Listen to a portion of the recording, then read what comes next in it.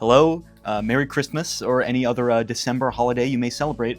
The Deltarune, Undertale Deltarune Winter 2025 newsletter is out. Let's no dilly-dallying here. We're just gonna get right into it. So, it's winter. We have this fun little sprite of Tenna, and cold water falls from the top of the sky. It's unavoidable, but eventually spring will show up. So cold water falls from top of the sky, getting right into it. That, I think, is the way that sort of like Snowgrave is described in the prophecy panel, that like a cold water will fall from the sky. So yeah, it's funny, that's literally the first thing he says. So, not so wintry video. It has nothing to do with winter, but let's share another video from Deltarune Chapter 5 Castle Town. It's a continuation from last time. You need to have Tenna in your town to see this one. Of course, this is a spoiler if you haven't completed Chapter 3 and 4, so this is a continuation of what we got last one, so let's take a look.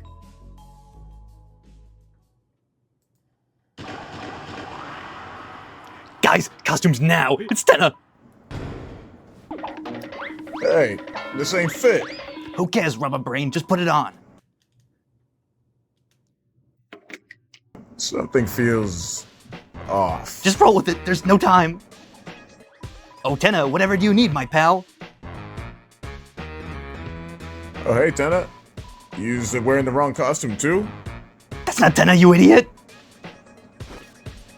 Why the heck did you knock like that? You made us dress up. And you, are you ever gonna take that thing off? Hey, I'm talking to you. You, what was your name again? Look, I'm not saying that. Can we just call you Bluey? You want us to call you Bluey? You're Mike. Bluey is the name of the mini game. Look, oh no. Hello? Someone needs a little antenna massage. It's Tenna! Everyone, get your costumes on. Not you. Oh, where are you? Hey, where is he?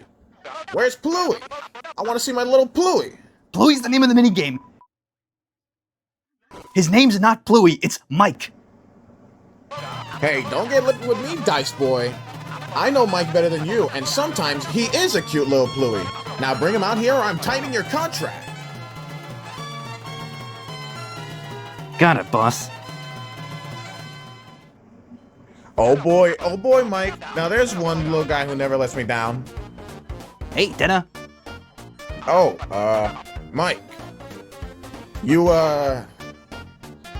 don't look very Bluey today. Yes. I don't feel very Bluey today. Well, a massage is a massage. I'll just close my eyes and imagine. Now feel free to climb up there and let her rip. Hey, Mike, when are you gonna start the, I'm not doing it. Huh? I'm not doing anything for you anymore.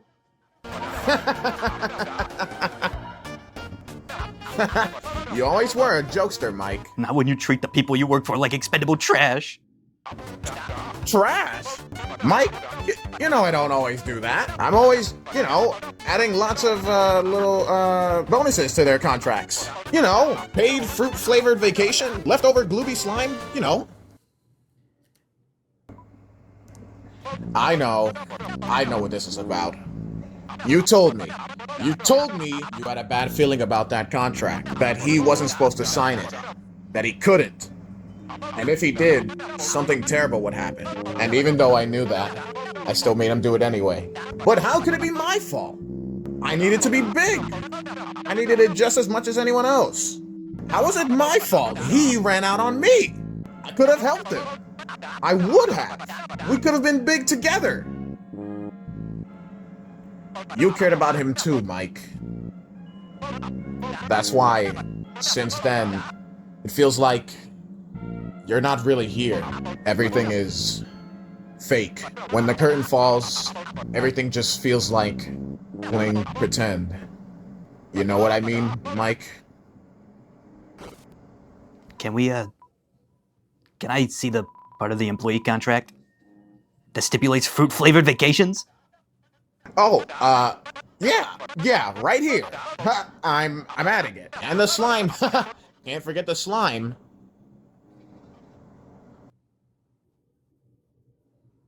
I can never Forget the slime. You know, I think I need to go. Get more bluey. Yeah, great idea, Mike. Great. Chris? I don't know if it's just me, but the size of Mike's ass seems really variable lately. Keep an eye on that for me.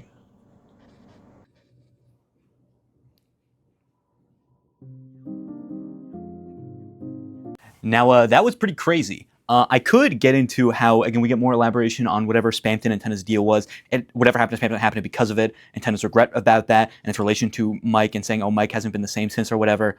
But I just made a video about Friend and Mike, and I'm not talking about that now, so I guess I'll just say I was validating that video calling Pluey Pluey. Toby Fox agrees with me. We should use the mini game names because they're funnier. All right, so moving on. Chapter 5 Status Update. Progress is going excellently. We have begun the localization process. We extracted the text from the game. 8.4 and I annotated all of the text with notes for the translator. After localization reaches its final stages, we will begin testing with a professional testing team. We also need to examine how the game operates on consoles. We will start considering that in January. If I had to give a realistic estimate, I believe that it will take several months to release the game from where we are now. It feels crazy to say this even though only 6 months ago you guys only had chapters 1 and 2, but in a few months, much of the team will probably be already focusing their attention on Chapter 6. That's crazy. So it does seem that Chapter 5 is a little bit farther out than, again, we were initially expecting. We kind of got that idea from the past newsletter as well, but again, it seems it's going to be several months. I think probably, again, like around this time next year, probably for Undertale's anniversary or Deltarune's anniversary, or even for, you know, the December holiday next year. I can imagine, again, fall to winter 2025, that's probably when we're going to see it. But yeah, it's interesting hearing how progress is going. And the fact that Chapter 6 is even closer on the horizon. That's crazy. A few more details. All the rooms in the game are more or less done, minus polish to the backgrounds. Almost all the scenes in the game are complete. A single-digit amount of them need a visual polish. Most of the battles in the game are done, except for a couple. These unfinished battles function from beginning to end, but need adjustments to their pacing and bullet patterns to be considered complete. The game contains hours of fun. A musical tidbit. I looked at the soundtrack, and this is the only song that doesn't spoil something. Most of the remaining shopkeepers in the game will use this music. Well, that's everything for Chapter 5. Let's listen to Shop 3 here.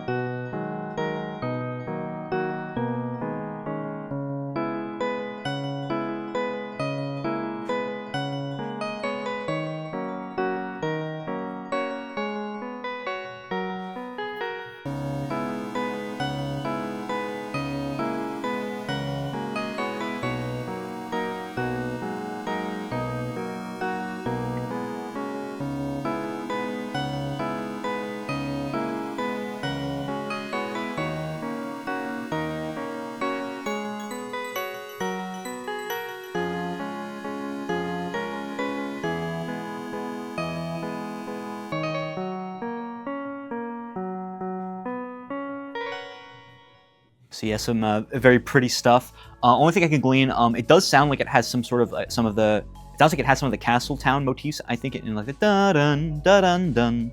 But I didn't notice too much else. I think also it's maybe hallucinating, but I think at the beginning it sounds a lot like Fallen Down, which again, if it was Chapter 5 involving Asgore, you know, because that also tangentially involves Toriel, that could make sense. But I think it might just be me hearing things. But I think that it sounds very similar, like the very, very, like almost just like the first note of it. We have the Chapter 3 and 4 look back. It's not very wintry, but since it's been around 6 months, isn't it a good time to look back on Chapter 3 and 4 and share our thoughts? Okay, so this is another big section for this newsletter. So, Chapter 3 and 4 look back. Chapter 3. So yeah, we can see some concept art for TV World here. Chapter 3. Like every other chapter, I started thinking of ideas for it around 2016. The concept was, as a break from the regular formula, let's have a crazy board game like Mario Party. Let's have a TV character who will be like Mettaton. Ghost Trick was still rather fresh in my memory, and I really loved the 3D from that game, so I wanted to have a 3D character with the same kind of appeal. Around that time, I bought a Kinect and tried to do motion capture, thinking I could combine it with Miku Miku Dance to create a crazy dancing 3D TV character inspired by Mr. TV Dinner. I composed the music for TV World in 2015. I used the project file for Mettaton's battle theme as a base. Closer to release, I modified it to add the theme from Hip Shop/Green Room. Actually, I started composing a totally different concept for TV World in 2018 that focused more on the motifs from the rest of the chapter. But my friend's reaction to it was like, yeah, sure, it's good. So I was like, okay, fine, I'll go back to the original. The song's unfinished, so don't take it too seriously. So here's TV Land Whip.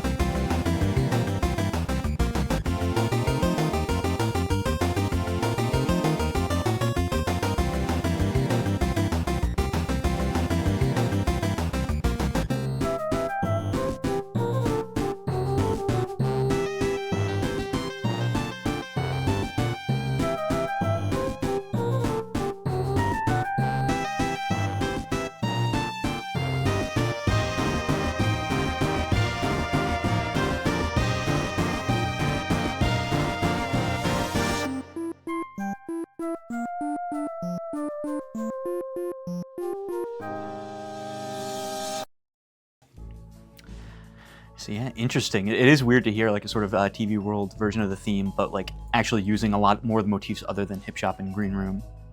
Okay, so I drew Tenna in 2017. Before that point, his name was Mr. TV Guy. So we have some more concept art for Tenna. I believe we've actually seen a lot of this, but let's look over it real quick. So we have a Mr. Tenna here. Again, this is back when he actually did look more like a bug, like an ant. Tenna.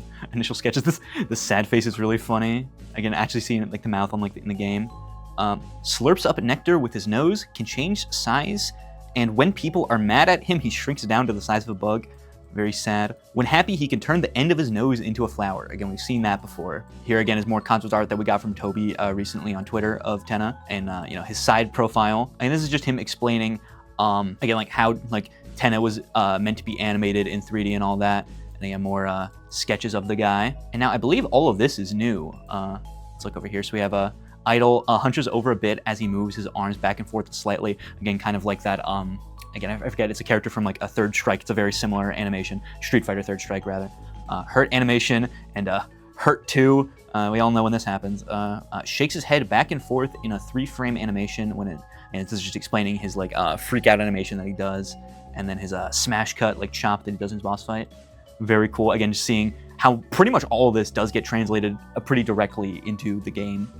Okay, concept art for Toby is, I actually asked Canotines to make him 3D at first. I don't think we have any files from this anymore though. Gigi drew a turnaround based on my concept art that helps serve as a base for Pixelated Crown's 3D model. So again, here's more concept art of Tenna. Yeah, it's all, again, honestly pretty faithful to Toby's original art. Again, very charming to see this. The world art was put together by Audrey Weiner and animated by Everdread. The concept of a character who speaks with the word art was inspired by P.T. Bridgeport from the comic Pongo. So I guess just some concept art of the boards from the Legend of Tennis stuff. Channel surfing. Again, this is not something we see in the game, but this is really fun. Remote island. Shut the fun up. This is very fun. Oh, we see the fun getting here in a little boat. Completing the graphics was time consuming, but it wasn't really a massive hurdle. If there was any hurdle in the chapter, it was gameplay.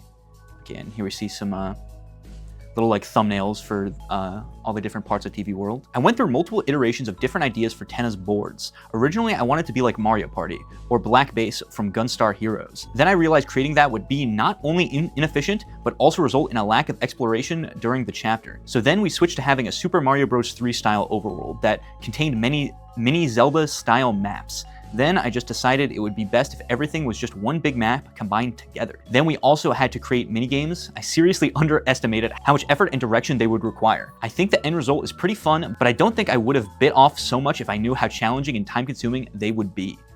Because the chapter was made up of so many disparate parts, minigames, boards, scenes, all being created independently, it was very hard to figure out the pacing until nearly everything had been put together. After that, it became clear that there was a pacing problem. This was the original projected scope of the game before anything had been created. Board 1, Desert Board, Cooking Game. Board 2, Island Board, Rhythm Game. Board 3, City Board, Suzyzilla and Cowboy. Board 4, Tenna Controls the Game, TV World. At the time, I assumed that the boards would have been much quicker experiences. Only the city board would have been larger, with one mini game within each half of the city. Completing both games would allow you to go to the TV tower, which would trigger a sequence that ultimately brings you to board 4. There was no S-rank room in the original concept. Interesting.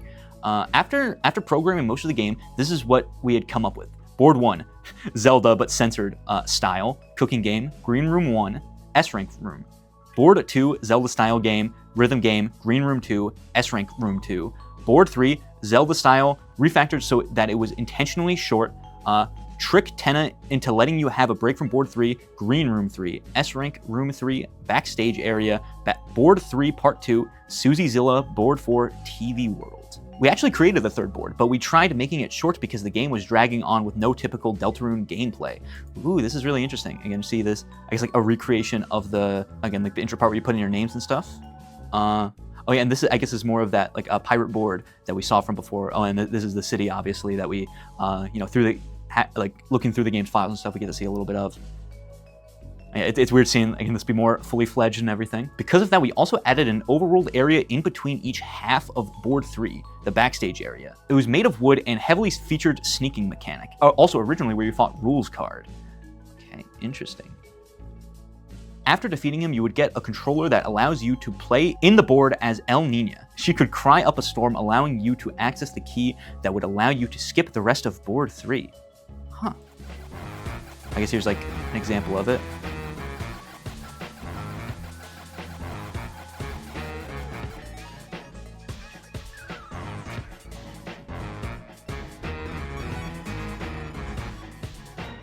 Despite trying to add the backstage as a breath of fresh air, though, it just made the game drag even more. Watching friends play through this version, everybody was kind of getting a little tired after board 2, so we realized we had to cut it down. This is what we had in the final version of the game, and this is just, again, how it is in the game, so I don't think any reason to like really go over it, but ultimately board 3 was cut. The only remnant of it exists in S rank. Isn't that better anyway? The Suzyzilla game was made optional, and the actually enjoyable parts of the backstage were absorbed into TV World. Some people are of the opinion that having more things is always better, but when you think of an entire game with all its chapters as an overall experience, you really don't want any one chapter to bog it down, especially when, true to my assumptions, this chapter proved to be quite divisive. Honestly, I thought up to 50% of people might hate this chapter, even if some other percentage of people were crazy about it. But it seems like a majority of people, so I'm just relieved. I'm glad anybody likes this. That's how I feel. Yeah, that is interesting, because I think, again, as it is now, people already kind of talk about Chapter 3 maybe having some pacing problems or being a bit weaker. Now, Chapter 3 is one of my favorites in the game, and I think most people do really like it, despite even if they have some complaints with the pacing. So I think, again, as always, I think Toby's a little bit hard on himself with some of this stuff. But yeah, it is interesting. I feel like if the full vision of Chapter 3 probably would have been a little bit too much and dragged on a little bit too long. And I feel like it's like tuned like just right for like how it is in the game now. But that's enough about Chapter 3. Let's move on to Chapter 4. Chapter 4 was much easier to make. This is crazy. We haven't really seen any concept art for Chapter 4, so I'm really excited to see this. Yes, we just have, again, just about what you would expect. Ooh. So here's again, this almost reminds me a little bit more of like Cyber City with like all like the lights and stuff like that. Here's the Gerson's study here, and there's the man himself. Oh, this is so awesome, getting to see the concept art for, the old man. Yeah, it's just interesting seeing like what he could have looked like in this chapter. Oh man, this is so sick. I actually would not expecting we'd be seeing concept art of the Titans, but this is crazy. This looks so cool. Dang, I kind of wish we got to see more than just and like up to like the shoulders and stuff like this, because this is such a sick design. Dang, wow, that's so cool. That's so cool. All right, that being said, it did have a few lesser difficulties. Originally, the climbing mechanic just used the normal overworld movement with climbing graphics. The result felt very mushy, so I programmed a new climbing system myself, which I think is really cool, because I think the climbing stuff is honestly one of the most fun things about Chapter 4. Like, I hope that actually continues to be in, like, future chapters and, like, whatnot. This is one of the only things I got to program, so I get to point it out. Another change involved the layout of Dark Sanctuary. Originally, I wanted to create a giant, non-linear, interconnected dungeon, kind of like something from Zelda. However, the result of having another non-linear structure made it difficult to have a linear series of story events. This caused the implementation of the old man to feel really weak, so the structure was changed to be linear just like everything else. Lol. Finally, if there was one part that was most annoying to make, it was the section in Noelle's house. Because we were introducing a unique mechanic, I really wanted to make you feel like it wasn't wasted. My first concept was that you would have to set up a Rube Goldberg machine involving many crazy parts. For example, you had to launch a treat with a treat launching machine over to the bathroom, which would attract a hungry Asgore to sit in between Susie and Noelle. Then when that didn't work out very well, we tried installing a toy train that would go all the way throughout the house and make puzzles around this. I was having so much trouble, I ended up asking my friend Andrew Hussey for help thinking of ideas, It's great. Andrew Hussey, if you don't know, creator of Homestuck.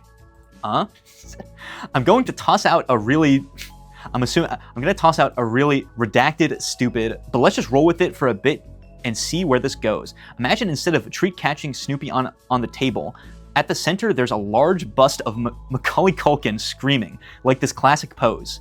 Except it doesn't really have to be Macaulay. It could be a character that makes more sense in world. Let's just say it's Papyrus for now. That's where Papyrus was all the game. Okay. Also, another key difference is the bust in its initial form doesn't have the two hands on either side of the head. Those are separate pieces which are elsewhere in the house. The bust must be completed to proceed. The reason for this is because all of the redacted that's happening. The bust keeps getting knocked over and destroys things, so it must be buttressed from either side with two supporting stones. Why does this bus keep getting knocked over? This is a key event that needs to keep being repeated often naturally in order for the puzzle to work. Luckily, it's redacted. Obvious what this should be. The answer is already provided by the scene. Asgore's cleaning the bathroom. By now he's moved on to scrubbing the shower. You'll need to move to the shower curtain so you can see him. But the floor is very slippery, so he keeps falling on his ass and shaking the whole house. Whether this is chronically accidental due to buffoonery is an open question. Maybe Chris sneaks through the vent and pops a little paper bag to startle him. Redacted. Interesting. The point is it just keeps happening every time it needs to. What happens when the bus is knocked over? Every time it falls on the floor and starts rolling around like an out-of-control bowling ball, destroying things you need to solve the cookie puzzle. At first, it rolls to the right side until you can find the right hand and push it into place. Ultimately, I realized just focusing on the story and atmosphere is the best. So we finally remade everything one more time, and I think it turned out great. I think almost everybody enjoyed this chapter. I think that's true. Everybody loves Chapter 4. Okay, and more concept art. Fire extinguisher NPC. This is really funny. He's no longer a bird, but I like this one. Okay. Head animates like a flipbook to show emotion. For example, a sun when happy. Oh, it's like ooh, and this we get to see concept art for the jitterbug. Dude, it's actually crazy seeing some more classic Toby Fox Sans concept art. This is kind of weird.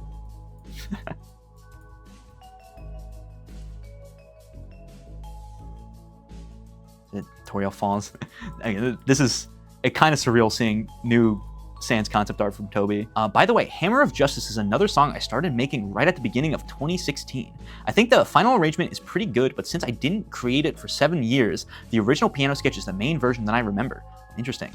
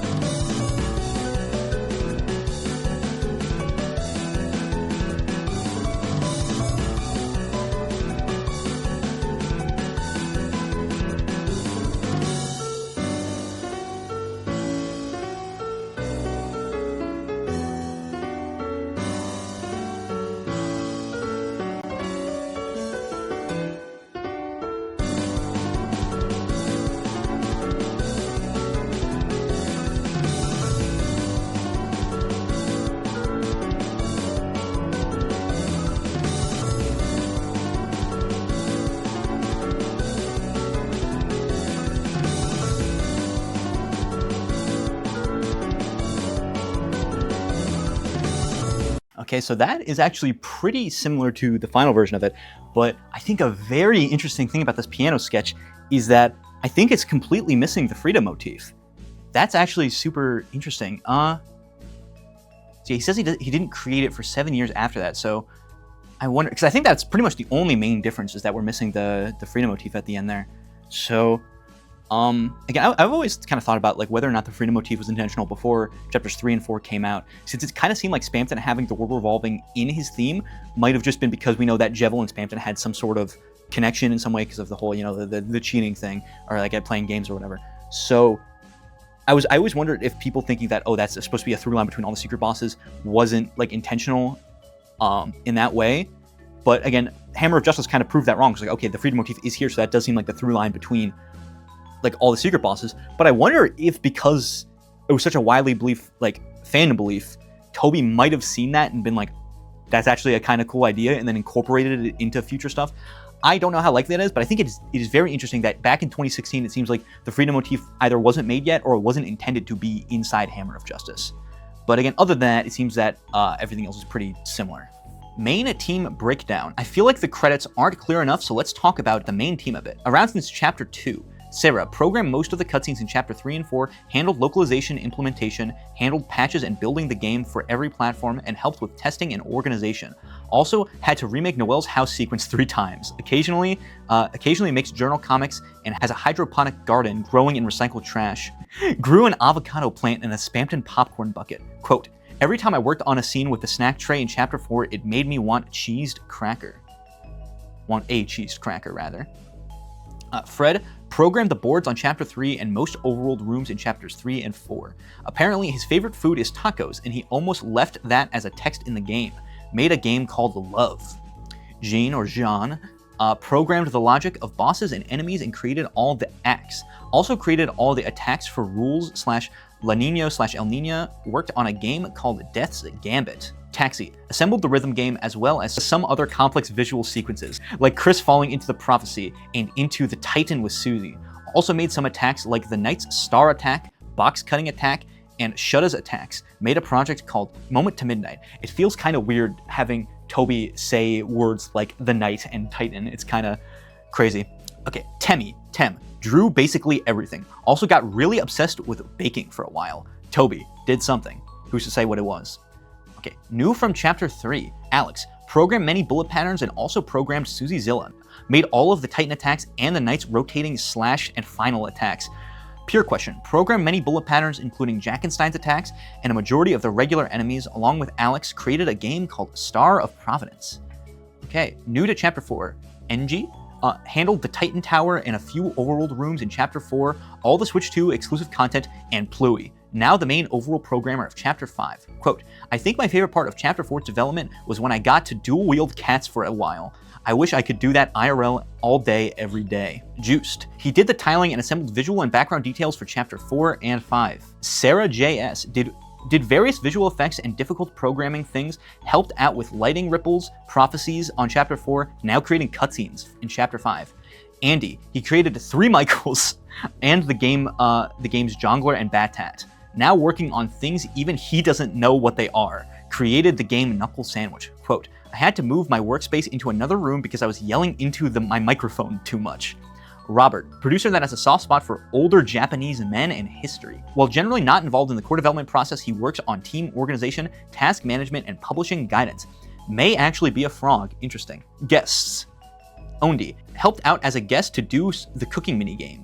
Also created important things for Chapter 5, created Tree Bashers, and more. James helped out as a guest to do the cowboy game. Also made the tornado vortex when everybody spins at once in the one act. Question mark, question mark, question mark. Programming boss builds for Chapter 5. That's interesting. I wonder who it could possibly be that would be a spoiler for someone working on the game. Maybe it could be someone, again, sort of like in the fan game community, because we know that I think the person who worked on Undertale Red is working on the game, and I think other fan game workers are sort of part of the team now. I forget exactly which ones, but yeah, it's interesting. Okay, so yeah, that was the Chapter 3 and 4 look back. Now, that was quite a bit. It's, again, very interesting to finally see stuff from behind the scenes of 3 and 4. But that's not all for the newsletter, so strap in. We still got more. So the Square Enix collab. Hey, check this out. Walks into you and then the screen swirls with a loud noise. Square Enix is doing an official collaboration with Undertale. So far, the idea is some shirts and musical albums. Tammy contributed a couple of the designs, too. But yeah, so we see some of the shirts from the collab. I really like this Sansa and Chocobo one. That's really funny. I might have to cop. I should mention the piano album, too. Echoes Beneath. Many talented artists from Square Enix worked together to create and perform this. Yoko Shimomura, composer of Kingdom Hearts, Live Alive, Super Mario RPG, and much, much more, was the producer, and even arranged one of the tracks. Pretty cool, huh? Turns red and disappears with a small noise. Yeah, this is actually super cool. I'm, again, definitely checking this out after I'm done recording this and editing it out for you guys. Hey, wait, I'm stronger than that. Disappears instead by crumbling piece by piece and slowly lowering off screen. That's better. Okay, Deltarune's first sale. He actually tweeted about this like right before the newsletter dropped. But one last thing, Deltarune is 20% off for the Steam Winter Sale. It'll be on sale on console platforms as well in the coming days, so please keep an eye out. I'm pretty sure all of the people reading the newsletter already bought the game though, right? I assume so. Conclusion, Chapter 5. It's really moving along now. Happy 2026. And yeah, I believe that is everything for the Deltarune Winter 2025 newsletter. Thank you guys so much for watching. All right, but before we go, I need to, since it's the season of giving, I need to give my thanks to all the lovely people on our Patreon who support us every month. Again, I could not do this stuff without you guys, and I very much appreciate it. So let's run through all of them right now. So here's our average students, and in our honor student tier, we have Toby, Tricky, Fox, Dick Chocolate, Chaos Beam, Semantic Pedantic, Riley Swab, Spicy Bloke, Cat on Mars, Easier Name Than John Luca, Admin Access, Rocco _ Dusty Plush, Lundcraft, Jorts Master, like and subscribe, that's a good idea, Silvix, Avast Antivirus, Toast1612, Kyler Noir, Nick, Feder, Dev Guy, Shep Kish, Baskin, and Bringer of Boy. Now in our Overachiever tier, we have Blenderfucker, Rat Avenue, Colta Cola, Adam Sandler, Daniez, Dev Guy, and Crunkus. And in our Overachiever Plus tier, the $19.97 tier, the Spamton number, we have Cheezus, Willow-Wispy, and Chi-Chi. And last, but certainly not least, we have the absolute insane jolly people in our Teacher's Pet tier. That being... What's that? Tobyfox! And that is it for the video. Thank you guys so much for watching. If you enjoyed, feel free to like and comment and subscribe if you want to. And if you have any hype left over, use the newly added YouTube hype feature on mobile and hype up the video. It helps out a lot. And again, if you would like to join any of the lovely names I've shown you here, we do have a Patreon. But other than that, yeah, that's it. Thank you. Bye-bye. Merry holidays.